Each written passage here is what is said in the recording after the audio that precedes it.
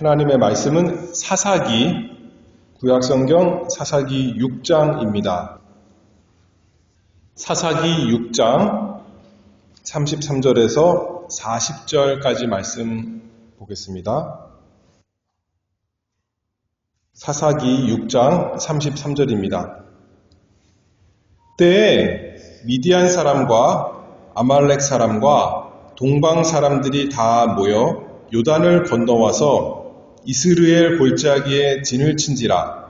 여호와의 신이 기드온에게 강림하시니 기드온이 나팔을 불매 아비에셀 족속이 다 모여서 그를 쫓고 기드온이 또 사자를 온 므낫세에 보내매 그들도 모여서 그를 쫓고 또 사자를 아셀과 스불론과 납달리에 보내매 그 무리도 올라와서 그를 영접하더라.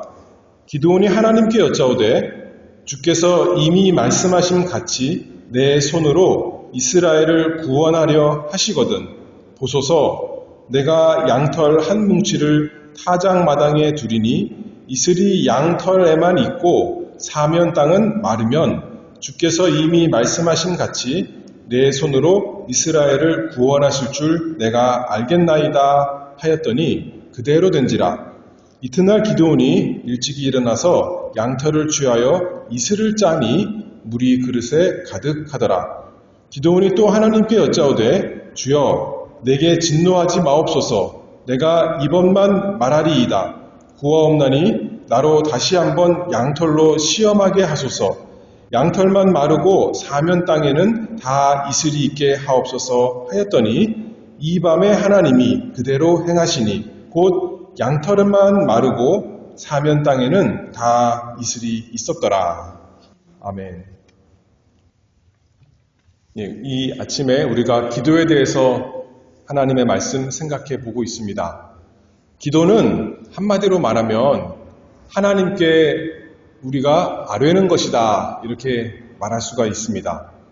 하나님 말씀 듣는 것은 반대로 하나님께서 우리에게 말씀하시는 거지만 찬송과 기도는 우리가 하나님께 말씀을 드리는 것이죠. 기도하면서 우리가 어떻게 무슨 내용을 말하나요? 먼저는 하나님의 이름을 부르면서 시작하겠죠. 아버지 이렇게 부르면서 시작하고 그 다음에 하나님의 성품과 하나님의 하신 일을 찬양합니다. 그리고 찬양하에 이어서 자연스럽게 하나님께서 어떻게 우리에게 은혜를 베푸셨는가 우리가 감사할 수 있겠죠. 그 다음에 또 자연스럽게 이어서 하나님께서는 그렇게 많은 은혜를 베풀어 주셨는데 우리는 하나님 뜻대로 살지 못한 우리의 죄를 자복하고 용서를 구합니다. 그 다음에 또 뭐 하면 좋겠어요? 그리고 이제는 하나님의 뜻대로 살기를 원하고 다짐하면서 그렇게 살 수 있도록 하나님께 은혜를 구하는 기도, 그렇게 기도가 된다 생각해 볼 수 있겠습니다. 그런데 우리가 흔히 말하는 것 중에 하나, 일상생활 중에 이런 것이 있습니다. 습관적으로 어떤 일을 만났을 때 어떤 일에 대해서 그것이 하나님의 뜻인지 아닌지 한번 기도해 보겠습니다. 이럴 때 우리가 있잖아요. 하나님께 여쭤보겠다는 것입니다. 그래서 하나님께서 알려주신 대로 하겠다는 거죠. 오늘 본문의 기드온의 기도가 그와 비슷한 내용이다 우리가 생각해 볼 수가 있겠습니다. 그래서 그 기도에 대해서 기드온의 기도에 대해서 오늘 묵상해 보겠습니다. 먼저 사사기 배경에 대해 살펴보면 사사기는 똑같은 일이 계속 반복됩니다. 어떤 식으로 반복되냐면 이스라엘 백성이 하나님을 떠납니다. 그러면 하나님께서 참고 참으시다가 그들을 돌이켜야겠기 때문에 그들을 이방 나라 손에 붙이십니다. 징계하십니다. 그러면 이스라엘이 징계를 당하다가 그 고난 가운데 견디다 못해서 하나님께 돌아와서 하나님께 긍휼을 구합니다. 구원해달라고 부르짖습니다. 그러면 하나님께서 그들을 위해서, 그들을 구원하시기 위해서 사사, 구원자를 세우십니다. 그래서 다시 이스라엘이 하나님께 돌아오죠. 오늘 사사기 6장인데요. 거기 1절에 보면 이렇게 말씀합니다. 이스라엘 자손이 또 여호와의 목전에 악을 행하였으므로 여호와께서 7년 동안 그들을 미디안의 손에 붙이시니, 그리고 6절에 내려가서 이스라엘이 미디안을 인하여 미약함이 심한지라 이에 이스라엘 자손이 여호와께 부르짖었더라. 이스라엘 자손도 참 고집이 대단해요. 우리 생각에는 하나님께서 그들을 치시면 바로 엎드려서 회개하고 하나님 살려주세요 하면 좋겠는데 몇 년을 동안을 견뎌요? 7년을 그 고통을 견디는 겁니다. 그러다가 이제 할 수 없어서 두 손 두 발 다 들고 하나님 살려주세요 이렇게 부르짖는다는 거예요. 그만큼 우리의 죄가 심각합니다. 근데 이때는 하나님께서 기드온을 세우십니다. 그래서 우리가 아까 읽었던 대로 기드온에게 여호와의 신, 하나님의 영이 성령께서 임하시고 이제 기드온이 담대히 일어나서 이스라엘 사람들을 특별히 그 가나안 지방 북쪽에 사는 지파들을 다 불러 모읍니다. 그랬더니 많은 사람들이 기드온과 함께 자신들을 괴롭히는 이방 나라와 싸우려고 모였습니다. 하나님께서 그에게 함께 해주시기로 약속하셨고 그의 손에 원수들을 다 붙여주시기로 이미 말씀하셨습니다. 그리고 약속의 증표도 주셨어요. 기드온이 제물을 가지고 왔을 때 반석에서 불이 나와서 기적적으로 마치 엘리야 갈멜산에서 했던 것처럼 그 기드온의 제물을 다 불살랐습니다. 너무나 확실합니다. 이제 나아가서 이스라엘 백성들과 함께 싸우면 되는 겁니다. 그런데 36절에 기드온이 뭐라 그래요? 기드온이 하나님께 여짜오되 주께서 이미 말씀하신 같이 내 손으로 이스라엘을 구원하려 하시거든 그 다음에 나에게 증표를 주시옵소서 이런 식으로 기도하는 겁니다. 그러면 주께서 이미 말씀하신 같이 내 손으로 이스라엘을 구원하실 줄 내가 알겠나이다. 하나님 확실하게 알려주세요. 그래야 제가 하나님의 뜻을 믿고 순종할 수 있겠습니다. 하나님 나에게 신기한 일을 보여주세요. 이렇게 하나님께 요구하는 기도했던 거죠. 그래서 먼저는 우리가 하나님의 뜻을 어떻게 알 수 있는가 조금 생각해 보고자 합니다. 하나님의 뜻을 알기 위해서 기도해 보겠다. 우리가 이렇게 습관적으로 흔히 말하는데 구약시대에는 하나님께서 여러 가지 방법으로 하나님의 뜻을 알려주셨습니다. 요셉의 같은 경우는 어떻게 알려주셨죠? 꿈을 통해서 알려주셨습니다. 다니엘에게도 하나님께서 환상, 이상을 보여주셔서 하나님의 그 미래 하실 일을 알려주셨습니다. 그리고 오늘 기드온 같은 경우는 앞서서 우리가 읽지 않았지만 여호와의 사자가 기드온에게 나타나서 하나님께서 보이는 모습으로 나타나셔서 기드온에게 하나님의 뜻을 알려주십니다. 우리가 주일에 살펴본 말씀대로 엘리야가 잠에들었을 때 여호와의 사자가 나타나서 엘리야에게 이렇게 어루만져 주고 또 먹을 것도 주시고 또 갈 길을 알려주신 것처럼 여호와의 사자가 나타나서 알려주시기도 하고 또 많은 선지자들에게는 성경에 보면 여호와의 말씀이 어떤 선지자에게 임하심에 그 다음에 가라사대 이렇게 말하죠. 다양한 방식으로 하나님께서 하나님의 뜻을 알려주셨습니다. 또 제사장들에게는 일종의 점치는 것 비슷하게 그 판결패에 우림과 둠림 그것을 주셔서 정확하게 어떤 것인지 모르지만 마치 점치는 것 비슷한 그런 것으로 하나님의 뜻을 알려주셨습니다.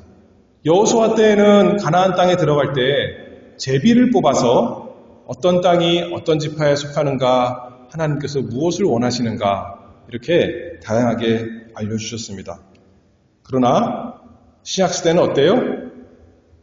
제가 좀 전에 말했던 그 모든 것이 특별한 계시로 우리에게 주어지지 않습니다. 왜냐하면 구약 성경이 예언하고 교훈하는 미리 보여줬던 예수 그리스도 하나님의 아들께서 참으로 이 세상에 오셔서 그분이야말로 하나님을 다 드러내시는 완전하고 최종적인 계시였기 때문에 이제 더 이상 구약의 모든 방법으로 하나님을 알려주시지 않습니다. 그리고 이제 선지자들과 사도들을 통해서 하나님의 말씀, 우리에게 기록된 말씀을 완성해 주셨기 때문에 이제는 하나님의 뜻을 알기 위해서 밤에 꿈꾸는 거 아닙니다. 점치는 거 아닙니다. 그리고 무슨 환상을 기대하는 거 아닙니다. 뭐 해야 되는 거예요? 성경 말씀을 부지런히 살펴봐야 됩니다. 읽어보고, 들어보고, 연구해보고, 묵상해보고, 곰곰이 살펴봐서 하나님의 뜻을 우리가 알아야 되는 것입니다. 그래서 성경에서 우리에게 무엇을 요구하시는가, 무엇을 금지하시는가, 어떻게 사는 것이 하나님의 자녀로서 맞는 것인가, 하나님 닮은 모습인가, 하나님께서 원하시는 것이 무엇인가. 성경에 보면 직접적으로 알려주신 것도 있고 직접적으로 명령하시지 않았지만 성경 전체를 살펴볼 때 원리적으로 우리가 깨닫는 것이 있습니다. 그래서 아까 제가 설교를 시작하면서 우리가 하나님께 기도해 보겠습니다. 그래서 하나님의 뜻을 알아보겠습니다 하는 것은 사실 기도해서 하나님의 뜻을 아는 게 아니라 뭘 해야 되는 거예요? 성경을 부지런히 생각해 봐야 되는 겁니다. 성경을 묵상해 봐야 되는 겁니다. 다만 기도는 그 성경을 읽고 묵상할 때, 생각해 볼 때 하나님께서 우리에게 지혜를 주셔서 하나님의 뜻을 바르게 분별하게 해달라고 기도하는 것이겠죠. 성경에는 많은 도덕적인 명령들이 있습니다.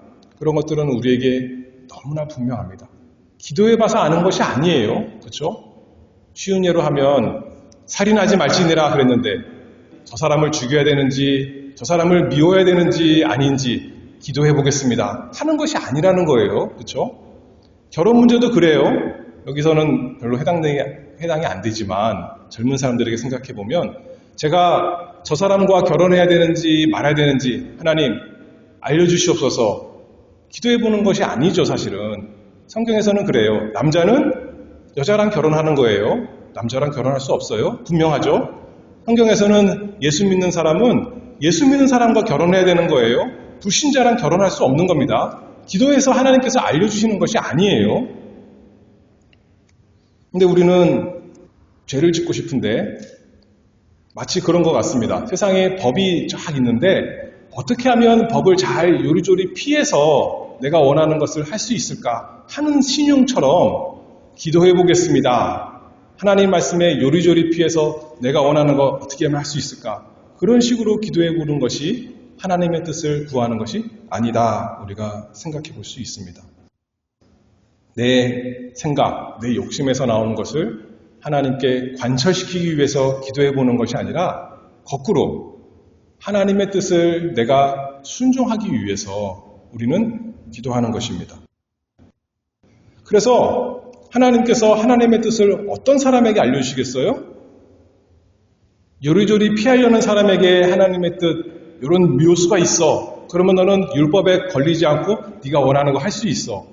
그렇게 해서 하나님 뜻 알려주는 것이 아니라 시편 25편 9절 말씀을 보면 온유한 자를 공의로 지도하시며 온유한 자에게 그 도를 가르치시리로다. 하나님의 뜻에 순종하기를 원해서 하나님 뜻을 알려주시옵소서. 그런 사람에게 하나님께서 온유한 자에게 하나님의 뜻 알려주시리라 우리가 믿습니다. 그래서 우리는 그렇게 기도하는 겁니다. 잘 모를 때 하나님의 모든 뜻을 알려주시옵소서. 그러면 그 명하신 모든 말씀을 제가 준행하기를 원합니다. 그런 마음으로 우리가 기도해야겠죠. 그래서 도덕적인 명령에 대해서는 너무나 분명합니다. 그런데 이 세상의 모든 문제가 우리가 결정해야 되는 문제가 그런 도덕적인 명령에 대한 것이 아닌 것들이 많이 있습니다. 아까 결혼에 대해서 다시 생각해보면 우리는 남자는 당연히 여자랑 결혼해야 되고 또 신자는 신자랑 결혼해야 됩니다. 그것은 도덕적인 명령이에요. 그런데 저 같은 경우에 어떤 여자가 있고 예수 믿는 사람이에요. 그러면 근데 이 여자가 한 명밖에 있는 것이 아니잖아요. 이 여자도 있고 저 여자도 있어요. 그러면 하나님 누구와 결혼해야 되겠습니까? 하는 문제를 가지고 우리가 기도할 수 있겠죠. 그거는 도덕적인 명령에 대한 기도가 아니라 자유에 대한 기도입니다. 순종에 대한 기도가 아니라 우리에게 하나님께서 자유를 주셨어요. 이 사람을 택해도 하나님의 뜻에 어긋나는 것이 아니고 저 사람을 택해도 하나님의 뜻에 어긋나는 것이 아니에요. 내가 이 사람을 선택하면 하나님이 기뻐하시고 저 사람을 선택하면 하나님이 미워하신다는 것이 아니에요. 이 사람 할 수도 있고 저 사람 할 수도 있는 겁니다. 그럼에도 불구하고 어떻게 하는 것이 나에게 더 유익하고 또 다른 사람에게 유익할 것인가? 하나님 나에게 지혜를 주시옵소서. 그렇게 기도할 수 있겠죠. 자유의 문제입니다. 그래서 하나님의 그 드러난 명령에는 우리가 즐거이 겸손히 순종하기 위해서 그 명령을 알기 위해 기도하고 또 그 명령을 알았다면 순종할 능력을 위해서 하나님 저에게 힘을 주시옵소서 이렇게 기도해야겠고 만약에 자유의 영역이라면 하나님께서 지혜를 주셔서 우리로 하여금 우리 삶에 유익하도록 선택할 수 있도록 하나님께 은혜를 구해야겠습니다. 그래서 하나님의 뜻은 성경 말씀을 통해서 깨닫는다. 크게는 그렇게 말씀했고요. 그 다음에 두 번째로 기드온의 기도, 사사기 6장인데요. 조금 더 생각해보면 오늘 본문의 기드온의 기도는 하나님의 뜻을 알기 위해서 하는 기도가 아니었습니다. 그렇죠? 기드온은 하나님의 뜻을 분명히 알았습니다. 36절에 읽어보면 사사기 6장 36절입니다. 기드온이 하나님께 여짜오되 주께서 이미 말씀하신 같이 내 손으로 이스라엘을 구원하려 하시거든. 그렇게 쭉 말씀합니다. 기드온 마음에는 무엇이 있었냐면 여기 말하죠. 주께서 이미 말씀하신 같이 하나님께서 무엇을 원하시는가, 명령하셨는가 분명히 아는 거예요. 그런데도 아직 마음에 뭐가 있는 거예요? 그것을 확실히 못 믿겠다는 거예요. 아직도 의심이 있고 걱정이 있고 불안이 있고 두려움이 있습니다. 하나님의 영, 성령께서 그에게 임하셨고 하나님께서 자신을 부르신 것도 알았고 그래서 자기가 사람들을 다 불러 모으니 사람들도 그것을 인정해서 다 함께 모였는데도 불구하고 막상 미디안 사람들과 나와서 싸우려고 그러니까 이게 걱정이 된 거죠. 불안한 겁니다. 확신이 없는 것입니다. 그래서 주님께 나아가서 표적을 구합니다. 37절에 보소서 내가 양털 한 뭉치를 타작 마당에 두리니 이슬이 양털에만 있고 사면 땅은 마르면 주께서 이미 말씀하신 같이 내 손으로 이스라엘을 구원하실 줄 내가 알겠나이다. 넓은 땅이 있는데 그 온 땅은 다음날 아침에 가보면 다 말라 있는데 여기 내가 준비한 요 양털에는 거기에만 이슬이 있으면 하나님께서 나에게 정말 요구하시는 것이 무엇인지 알겠습니다. 이렇게 기도하는 거죠. 믿음 있는 기도예요? 기도하는 거니까 잘하는 거예요? 불신앙의 기도입니다. 믿지 못해서 기도하는 거예요. 주님의 뜻을 분명히 아는데도 아직 확신이 없어서 아직 두려움이 있어서 이렇게 하나님께 기도하고 있습니다. 근데 가만히 살펴보면 주제넘게 피조물이 죄 많은 사람이 스스로 자기가 시험 문제를 만들어서 높으신 창조주 하나님께 온 우주의 주권자 여호와 하나님께 이 문제 맞춰보세요 하는 거죠. 그리고 자기가 요구하는 대로 하나님께서 해주시면 제가 하나님 말씀 믿고 참으로 믿고 순종하겠습니다. 얼마나 뻔뻔하고 주제넘은 요구입니까? 얼마나 놀라운 기도입니까? 근데 기드온의 기도가 놀랍지만 더 놀라운 것은 뭐냐면 그 기도에 대한 하나님의 응답입니다. 38절에 보면 그대로 된지라 전혀 지체함이 없습니다. 이튿날 기드온이 일찍이 일어나서 양털을 취하여 이슬을 짜니 물이 그릇에 가득하더라. 잠깐 이렇게 있는 것이 아니라 우연히 있는 것이 아니라 하나님께서 분명히 보여주셨습니다. 하나님 입장에서는 혼내셔도 그만이에요. 그렇죠? 너 아니면 내가 이스라엘을 구원할 자가 없을 줄 알아? 너 필요 없어. 내가 너보다 믿음 좋은 사람 세워서 이스라엘을 얼마든지 구원할 수 있어. 하실 수도 있는 거 아니겠습니까? 우리는 흔히 생각하기에 하나님께서 믿음 좋은 사람을 세우시고 그 사람을 사용해서 큰 일을 하신다. 그렇게 생각합니다. 근데 기도원 보니까 어때요? 믿음이 형편없어요. 그렇죠? 하나님께 뻔뻔하게 참 이렇게 자기가 뭐라고 하나님 나에게 표적을 주시면 내가 믿겠습니다. 이렇게 하는 거예요.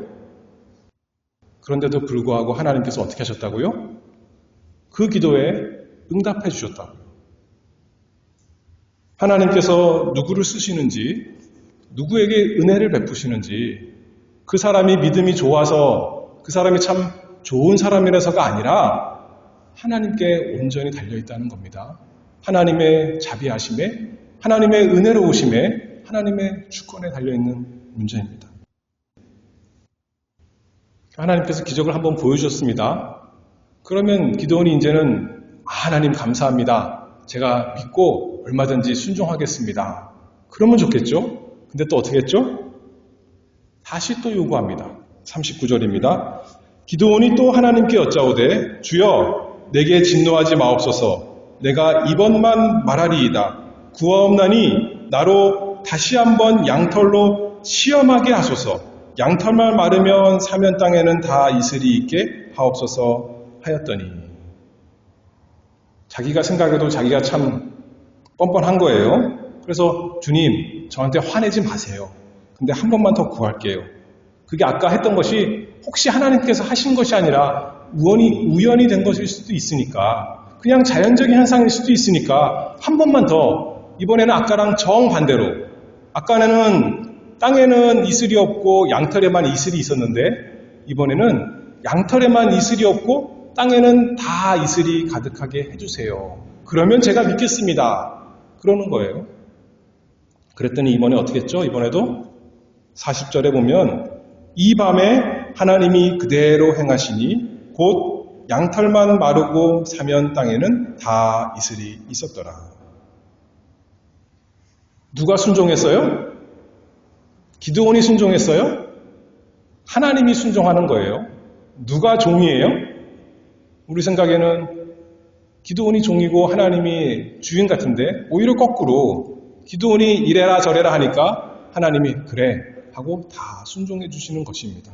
하나님이 기드온의 믿음을 주기 위해서 기드온에게 확신을 주기 위해서 기드온을 순종케 하시고자 하나님께서 기드온을 섬기신 거죠. 은혜롭게 하셨습니다.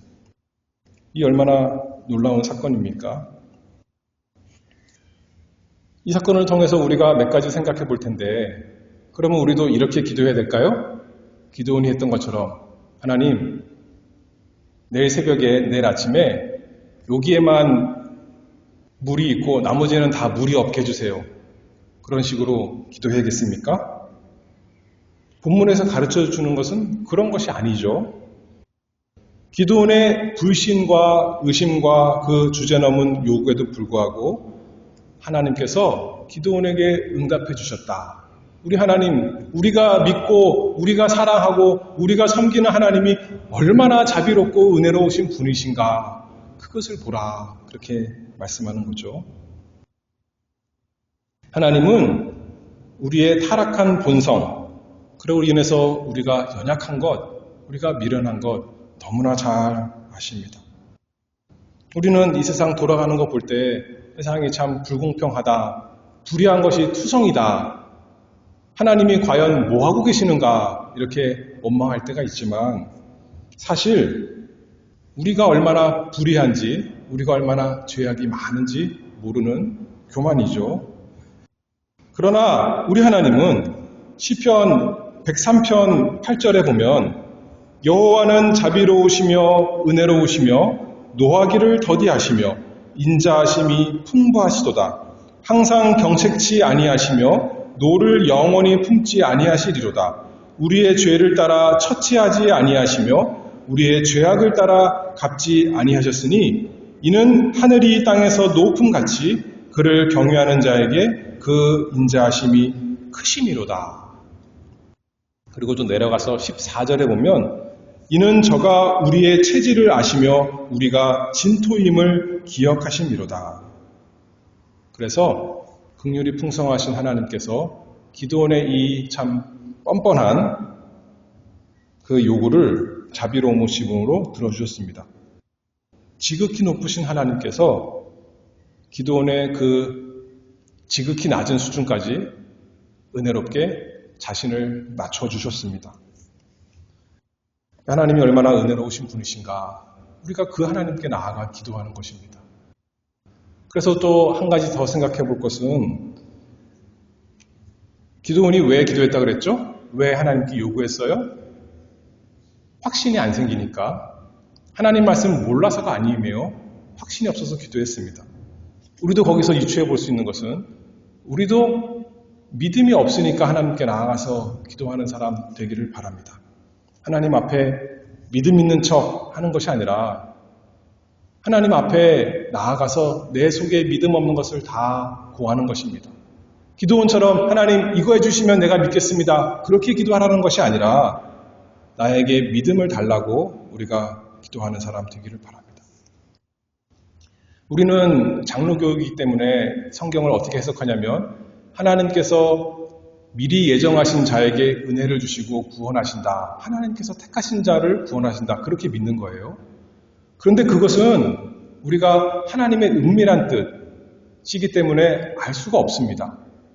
그래서 나는 하나님의 그 은밀한 뜻 알게 해주세요. 그것을 기도하는 것이 아닙니다. 아까 무엇을 위해 기도하라고 그랬어요? 하나님의 드러난 뜻, 하나님께서 분명히 말씀하신 명령을 순종하게 해달라고 기도하라고 그랬어요.